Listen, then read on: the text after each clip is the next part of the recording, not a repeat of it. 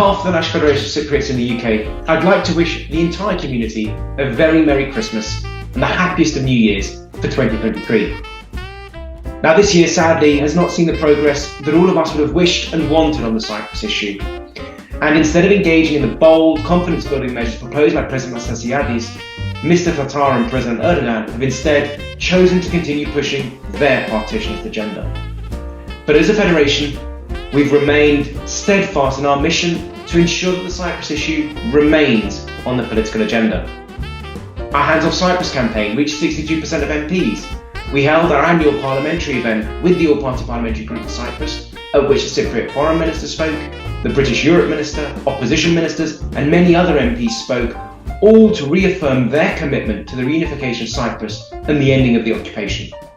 We hosted a Cyprus Information Day, attended by over 20 MPs, and we've remained in close contact with the Foreign Office, with opposition parties, individual MPs, and of course the All-Party Parliamentary Group for Cyprus. And as we look to next year, as your federation, we will continue to give the community the platform it needs to make its voice heard at the very top of government.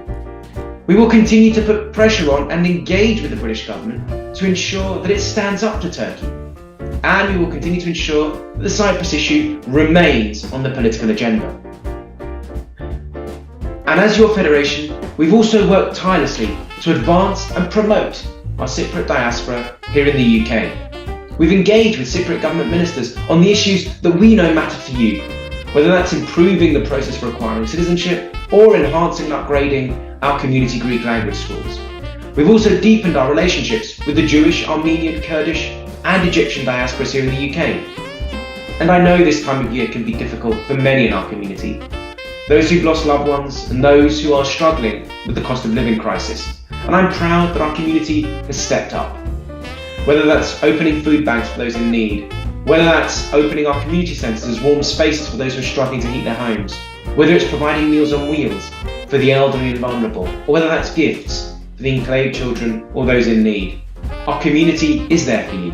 And if you're struggling this Christmas, please know that we have support infrastructures in place, so do reach out.